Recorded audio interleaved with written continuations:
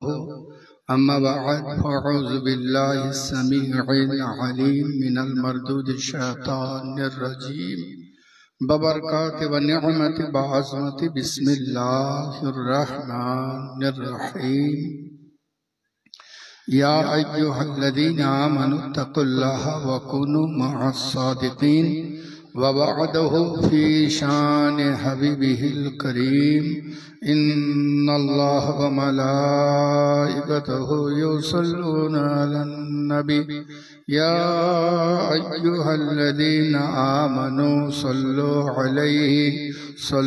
عليه وسلموا تسليما اللهم صل على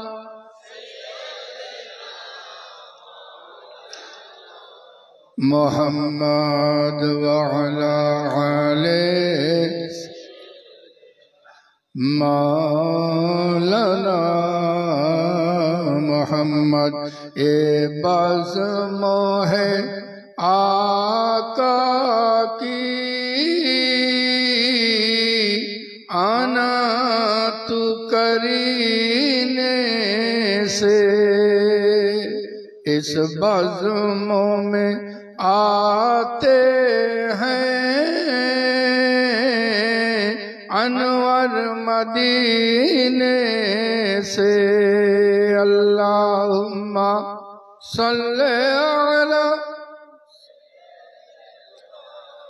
मौलाना मुहम्मद व अला आले मौलाना मोहम्मद सल्लल्लाहु ताला अलैहि वसल्लम। प्रशंसा महान अल्लाह पाके जिनी पूत पवित्र अनादि अनंत अव्यय अक्षय और चिर जीवंत जिनी सर्व अवस्थाय सर्व परिभाषाय सर्वोपरि भावे चिर प्रशंसित कालामुल्लाहर भाषाय मोहब्बतेर साथे बोलुन अल्हम्दुलिल्लाह।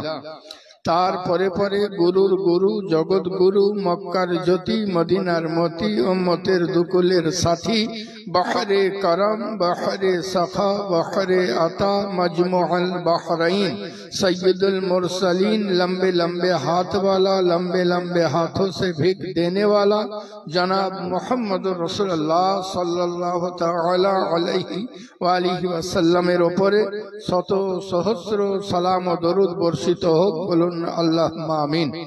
আমার প্যারা রসুল সাল্লাল্লাহু আলাইহি ওয়াসাল্লামের तमाम আশিকিন যারা ছিলেন আল্লাহর ডাকে প্রত্যাবর্তন করেছেন বা হায়াত যারা আছেন এবং পরবর্তীতে দুনিয়ার বুকে যারা আসবেন সকলের উপর আল্লাহর তরফ থেকে অশেষ অনুকম্পা বর্ষিত হোক। বলুন আল্লাহুম্মা আমিন।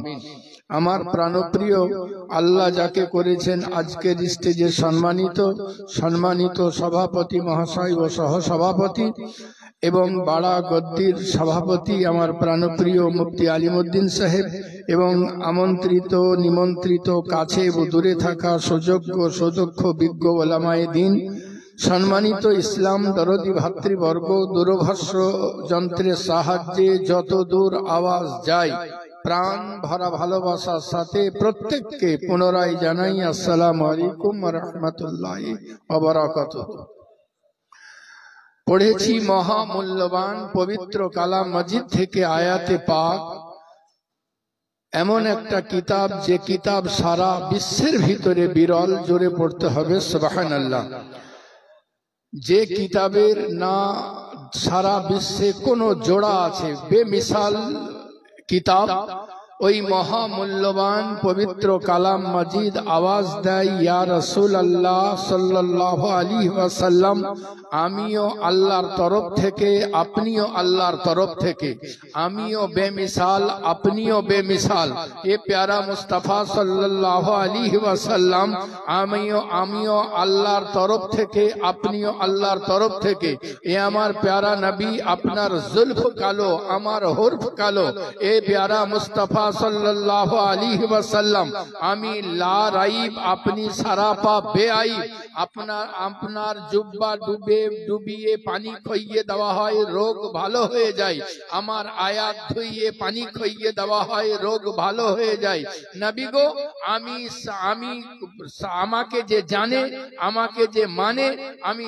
তাদের জন্য রহমত আর আপনি সারা জগতের জন্য রহমত সুবহানাল্লাহ ও মহামূল্যবান পবিত্র কালাম মাজিদ যার প্রথমেই লেখা আছে কাফ রে আলিফ নুন কুরবাতে ইলাহি যদি চাও সুবহানাল্লাহি বিহামদিহি রাজায়ে ইলাহি যদি চাও উলফতে ইলাহি যদি চাও নিজনুয়ে নিজাত যদি চাও তো একটাই উপায় দামানে মুস্তাফাকে মজবুতির সঙ্গে চেপে ধরে নাও সুবহানাল্লাহি বিহামদিহি ও মহামূল্যবান পবিত্র কালাম মাজিদ দুনিয়াতে যদি কাউরির ইচ্ছা হয় জবুর কিতাব পড়ার ইনজিল কিতাব পড়ার আসমানি तमाम কিতাব পড়ার যদি ইচ্ছা থাকে সে যেন তেলাওয়াতে কোরআন করে নেয় तमाम কিতাবে যা আছে কোরআনের ভেতরে তা আছে সুবহানাল্লাহি বিহামদিহি ও মহামূল্যবান পবিত্র পাক কালাম মাজিদ সুবহানাল্লাহি বিহামদিহি আল্লাহু গনি এ আমার প্যারা আমার প্রাণপ্রিয় মুফতি সাহেব বলতেছিলেন লা ইলাজ যেগুলোর এলাজ নাই সেই রকম জিনিসের শিফা সুবহানাল্লাহ এই জিনিস করলে লা ইলাজ বিমারি ভালো হয়ে যায় আমার আপনার প্যারা নবী সাহিবে লাউলাক বলতে আছেন মরণ ছাড়া সব রোগের শিফা হলো সূরা ফাতিহা আমার এক মুরিদ মারগ্রাম বাড়ি সে বলছে হুজুর অন্য পীরের কাছে মুরিদ যদি হতাম তো ভালো হতাম পেটে হাত ভরে পাথর বার করে দিচ্ছে আর আপনি কিছুই পারেন না আমি বললাম আমি পারি না কিন্তু তুমি পারবে যদি আমি বলে দিই আর ওইটা যদি তুমি করো বলে হুজুর আমি পারবো বলে হ্যাঁ তুমি পারবে বলে কি করতে হবে বলে 100 বার করে সূরা ফাতিহা পড়তে হবে খোদার কসম ওকে 15 দিন পড়তে হয়নি পাথর পড়ে গিয়েছে এ আমার প্যারা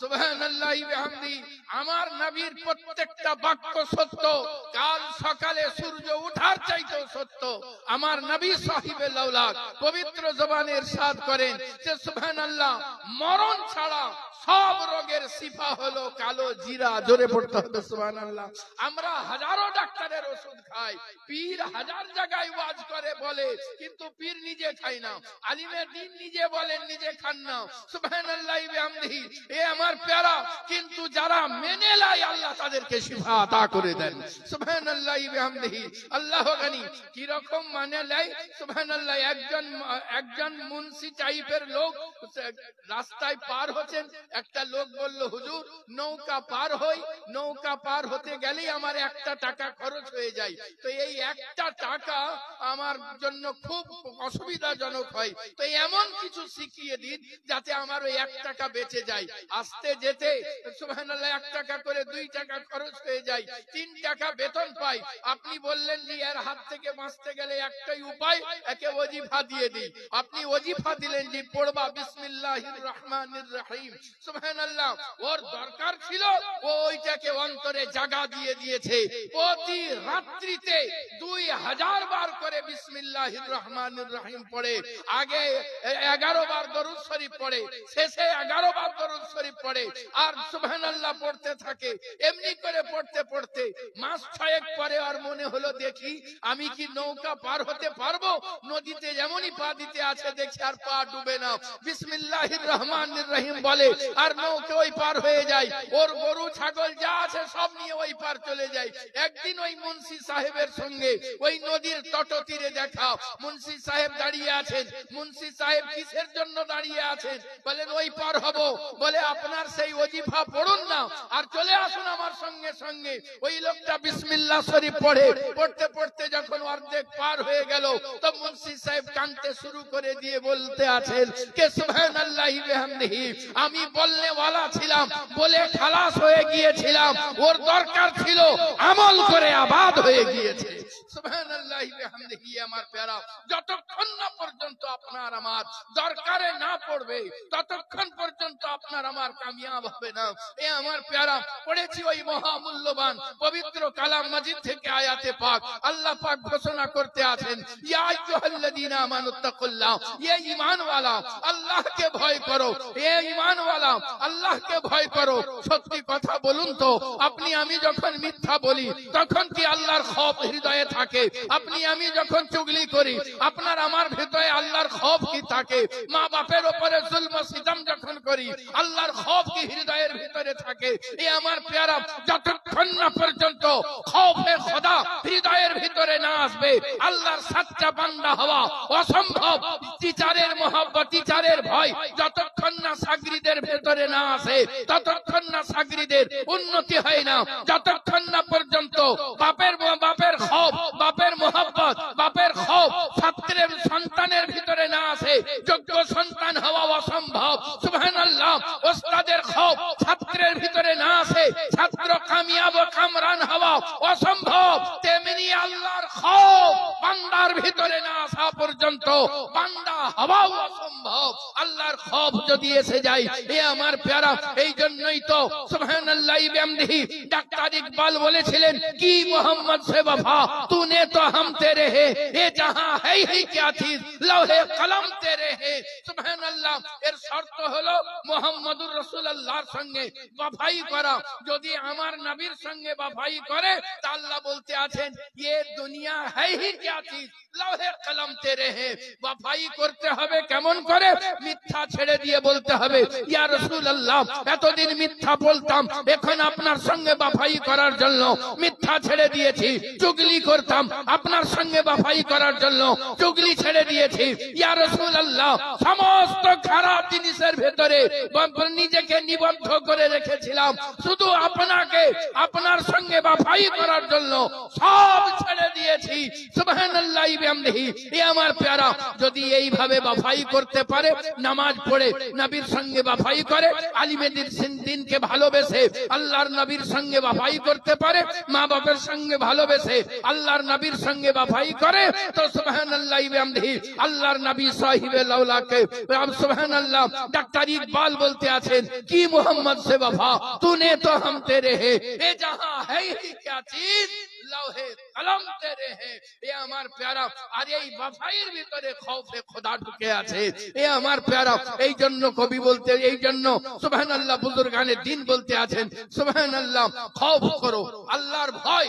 দেখেন একটা গ্লাসে যদি বরফ ভরে দেওয়া হয় বাইরে থেকে বোঝা যাবে না? কি করে?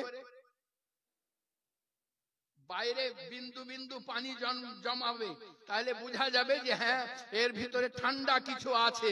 এ আমার প্যারা, তাহলে ঠান্ডা যদি ভেতরে থাকে, ওর বাইরের আসর দেখে বোঝা যাবে যে ভেতরে ঠান্ডা আছে। তো সুবহানাল্লাহ যদি খৌফে খোদা থাকে তাহলে বাহির থেকে বোঝা যাবে যে এর ভিতরে খৌফে খোদা আছে।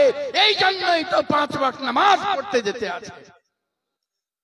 কারণ সুবহানাল্লাহি বিহামদিহি আল্লাহ গানি, যে নামাজকে আপনি আমি সুবহানাল্লাহ হে উপর মনে করে দিয়েছি, এই নামাজ আপনার সমস্ত আমলকে আল্লাহর দরবারে কবুল করার ব্যবস্থা করিয়ে দেয়। নামাজ বলতে আছে, আমি মূল্যবান সম্পদ, আমাকে আঁকড়ে ধরে লাও। আমি নামাজ যার কাছে থাকি তার চরিত্রকে করি সুন্দর, আমি নামাজ যার কাছে থাকি তার ঘরানাকে করি সুন্দর, আমি নামাজ যার পরিবেশে থাকি তার পরিবেশকে করি সুন্দর, আমি নামাজ যার স্বামী স্ত্রীর দরমিয়ানে থাকি তাদের স্বামী স্ত্রীর মোহব্বতকে করি সুন্দর, আমি নামাজ যার সুবহানাল্লাহি বিহামদিহি গ্রামে থাকি তার গ্রামের মাহলকে করি সুন্দর, আমি নামাজ এমন মূল্যবান সম্পদ, আমাকে আঁকড়ে ধরে লাও, আমাকে সুবহানাল্লাহ অল্প কিছু মনে করিও না, আমি বড় ওয়েটফুল। সুবহানাল্লাহ যেদিন তুমি দুনিয়া থেকে বিদায় নিয়ে নেবে, তোমাকে কবরের সামনে রাখা হবে, তোমার চাচা চাচি আত্মীয়, তোমার তোমার চাচা, তোমার আত্মীয় স্বজন, তোমার গ্রামবাসী সকলেই তোমার কবরে মাটি দেখতে পাবে, কিন্তু তোমার রূহ দেখবে সেদিন কে মা জান্নাতের বিছানা বিছিয়ে দেওয়া হয়েছে। সুবহানাল্লাহি ওয়া বিহামদিহি। এই নামাজ বলে আমাকে আঁকড়ে ধরে লাও, নবীর ছত্র ছায়ায় জাগা করিয়ে দেব। নামাজ বলে আমাকে আঁকড়ে ধরে লাও, নবী পাক সাহিবে লাউলাকে পবিত্র হাত দ্বারা আবে কাউসারের পানি পান করিয়ে দেব। নামাজ বলে আমাকে আঁকড়ে ধরে লাও, আমি মূল্যবান সম্পদ, আমি নবী মুস্তাফা সাহিবে লাউলাকে সাফায়াত দ্বারা তোমার জীবনকে ধন্য করিয়ে দেব। নামাজ বলতে আছে আমাকে আঁকড়ে ধরে লাও, নিমেষে পুলসেরাত পার করিয়ে জান্নাতের মধ্যে প্রবেশ করিয়ে দেব। সুবহানাল্লাহ। নামাজ বলে আমি মূল্যবান সম্পদ, আমাকে আঁকড়ে ধরে লাও, আমি নামাজ সুবহানাল্লাহ জান্নাতের ভেতরে সাদায়ে সালামুন কাওলাম মির রব্বির রহিমের নাদা শুনিয়ে দেব। নামাজ বলতে আছে আমাকে আঁকড়ে ধরে লাও, আমি মূল্যবান সম্পদ, আল্লাহর দিদার করিয়ে তোমার জীবনকে ধন্য করিয়ে দেব। নামাজ বলতে আছে ইয়া আইয়ুহাল্লাযীনা, আল্লাহর পবিত্র কালাম বলতে আছে ইয়া আইয়ুহাল্লাযীনা আমানুত্তাকুল্লাহ, এই ঈমানওয়ালা আল্লাহকে ভয় করো, রাস্তায় চলো তো ভয় করো, কথা বলো তো ভয় করো, নামাজ পড়ো তো ভয় করো, নামাজ না পড়ো তো আল্লাহকে ভয় করো, প্রতিটা মুহূর্ত আল্লাহকে ভয় করতে থাকো। খোদার কসম তুমি যত ভয় করবে উন্নতির চরম শিখায় উত্তীর্ণ হবে। যারা আল্লাহর ওলি হয়েছে, আল্লাহর খাসসান হয়েছেন, মারদানে হক হয়েছেন, সকলেই আল্লাহকে ভয় করেই হয়েছেন। আল্লাহ আল্লাহ পাক তাদের শান ও শওকতকে বুলন্দ বালা করে দিয়েছেন। এ আমার প্যারা সুবহানাল্লাহ। আর তার সঙ্গে সঙ্গে ওয়াকুনু মা'আস সাদিকিন, সচ্চোं के साथ সব চাইতে তার সঙ্গে সত্যবাদীদের সাথে হয়ে যাও। এখানে সত্যবাদীদের যে তরজমা সেটা হলো সর্বপ্রথমে সুবহানাল্লাহ নবী পাক সাহিবে লাউলাকের মতো সত্যবাদী আর কেহ নাই, তার সাথী হয়ে যাও, সাহাবায়ে দ্বীনদের সাথী হয়ে যাও, আহলে বাইতের সাথী হয়ে যাও, সুবহানাল্লাহ সালেহীন নেককারদের সাথী হয়ে যাও। সুবহানাল্লাহি বিহামদিহি। প্রতিটা মুহূর্ত সুবহানাল্লাহ নিজেদের জিন্দেগির জন্য বন্ধু খুঁজে লাও। সুবহানাল্লাহ। এ আমার প্যারা আল্লাহর নবী সাহিবে লাউলা। এই যে আজকে ফিতনার টাইম চতুর্দিকে, আজ সুবহানাল্লাহ কাকে নেতা মানবো এই অবস্থায় পড়ে গিয়েছে মুসলমান। আজ কাকে ভালো বলবো, যাকে ভালো মনে করা হচ্ছিল সেই ইসলামের বিরুদ্ধে মুখ খুলে দিচ্ছে। সুবহানাল্লাহ কাকে ভালোবাসবো? আজ সুবহানাল্লাহ ওয়াকফের উপরে যে ডাক দেওয়া হচ্ছে এ নফসে ইসলামের ডাক, এখানে কাউরির ব্যক্তিগত ডাক নাই, নফসে ইসলামের ডাক। এই ডাকে সকলকে হাজির হতে হবে। যারা পড়েছে লা ইলাহা ইল্লাল্লাহ, এক ডাকে সকলকে হাজির হতে হবে। এ নফসে ইসলামের ডাক রয়েছে, কাউরির ব্যক্তিগত ডাক নয়। এ আমার প্যারা সুবহানাল্লাহি বিহামদিহি আল্লাহু গনি। এ আমার প্যারা আজ সময় চলে এসেছে নবীর সুন্নতে পাককে মজবুতির সঙ্গে চেপে ধরে রাখা। আজ সময় চলে এসেছে নবীর সুন্নতে পাককে মজবুতির সঙ্গে চেপে ধরে রাখা। যতক্ষণ না পর্যন্ত সকলের দিল নবী পাক সাহিবে লাউলাকে কাছে না পৌঁছাবে ততদিন পর্যন্ত মুসলমানকে মার খেতেই হবে, কোনো উপায় নাই। যখন আপনি এক ডাকে আপনার দিল নবী মুস্তাফার মোহাব্বতে লবরেজ হয়ে যাবে, তখন সুবহানাল্লাহ সারা জাহানের মুসলমানকে লাগবে না, 313 জনই যথেষ্ট হবে। 313 জনই যথেষ্ট হবে। কিন্তু নবীর সুন্নতে পাক মজবুতির সঙ্গে চেপে ধরে রাখতে হবে। এ আমার প্যারা যে সুন্নাত গুলোকে আমরা অবহেলা মনে করতে আছি, এ আমার প্যারা সুবহানাল্লাহ আল্লাহর নবী সাহিবে লাউলা পবিত্র জবানে ইরশাদ করতে আছেন মান তামাসসাকা বি সুন্নতি ইনদা ফাসাদি উম্মতি, जिसने मेरे सुन्नत को मजबूती के साथ पकड़ के रखा। সুবহানাল্লাহ মজবুতির সঙ্গে চেপে ধরে রেখেছে। এমনি নয় যে মনে হয় কোন কোনদিন হাত ধুলাম কোনদিন ধুলাম না, এমনি নয় কে সুবহানাল্লাহ বিহামদিহি ইচ্ছা হলো তো হলো, না হলে তাড়াতাড়ি করে সুবহানাল্লাহ এক হাতেই ওযু করে তাড়াতাড়ি বেরিয়ে চলে গেল। এ আমার প্যারা এমনটা নয়। সুন্নাতে পাককে মজবুতির সঙ্গে जिसने पकड़ के रखा, আমার নবী বলতে আছেন ওই টাইমে যে টাইমে ইনদা ফাসাদি উম্মতি, উম্মত के दरमियान ফাসাদ बर्पा हो, কোনটা ভালো কোনটা মন্দ বেঁচে উঠতে পারা যাবে না। এই টাইমে নবীর সুন্নতে পাককে মজবুতির সঙ্গে যারা চেপে ধরে রাখবে, আল্লাহর নবী বলতে আছেন ফালাহু, তাদের জন্য আজরুন সব রয়েছে, মিয়াতি শহীদ 100 শহীদের সুন্নাতের উপরে আমল করলে 100 শহীদের সওয়াব আমলনামায় লিখে দেওয়া হবে। আচ্ছা বলুন তো সেই সব ওলিদের শান কেমন হবে যারা সমস্ত মাথার চুল থেকে পায়ের নখ পর্যন্ত সুবহানাল্লাহি বিহামদিহি নবীর সুন্নাতের উপরে নিজেদেরকে আমল করে নবীর সুন্নাত দ্বারা নিজেদেরকে সাজিয়ে দিয়েছেন। আজকে আমরা নিজেদেরকে সুসজ্জিত করার জন্য পাগড়ি পরি, আর আমরা নিজেকে সুসজ্জিত করার জন্য এবা পরি, জুব্বা পরি, কিন্তু সুবহানাল্লাহি বিহামদিহি আল্লাহর নবীর প্যারা সাহাবীরা সুবহানাল্লাহ নবী নিজেদেরকে সুসজ্জিত করার জন্য সুবহানাল্লাহি বিহামদিহি আল্লাহ গানি নিজেদেরকে সুসজ্জিত করার জন্য নবীর সুন্নাতে পাককে এমন ভাবে চেপে ধরে রেখেছেন যে সাহাবীকে অনুসরণ করলে নবীকেই অনুসরণ করা হয়ে যায়। এ আমার প্যারা, বাস নিজেদের জিন্দগিকে সুন্দর করে সাজান, 5 ওয়াক্ত নামাজ পড়ুন, মা বাপের সঙ্গে খিদমত, মা বাপের সঙ্গে সুন্দর ব্যবহার করুন।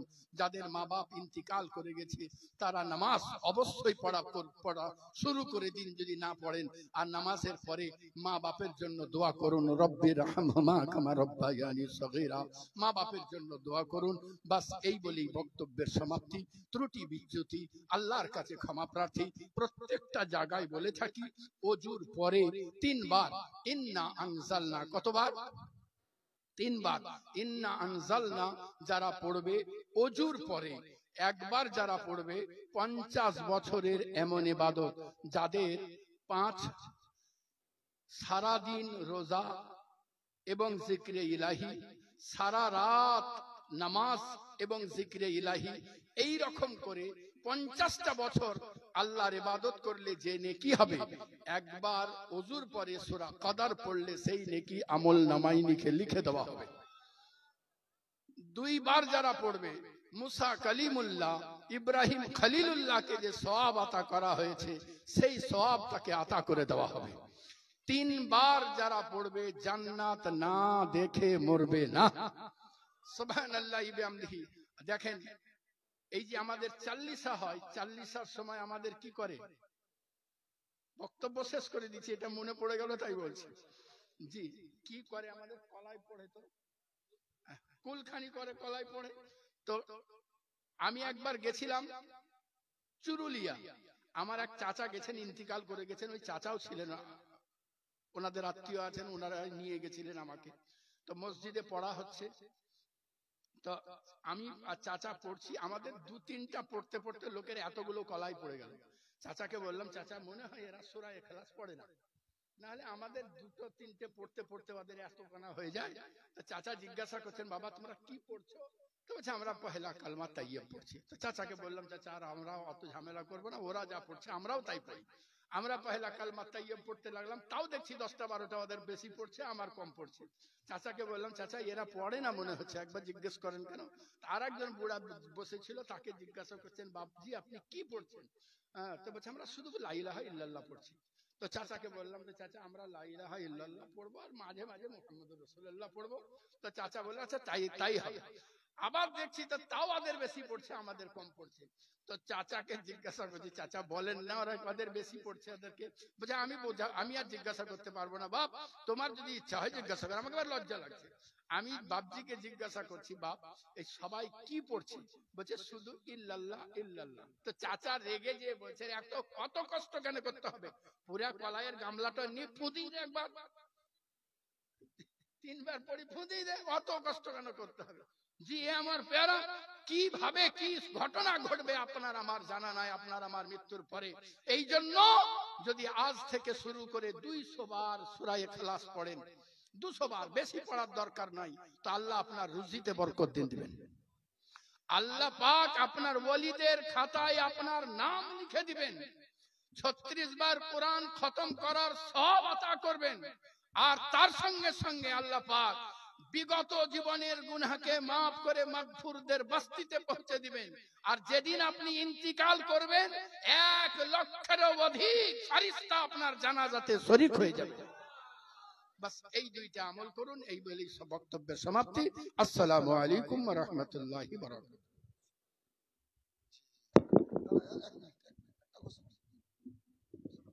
আচ্ছা এক্ষুনি কিয়াম হবে।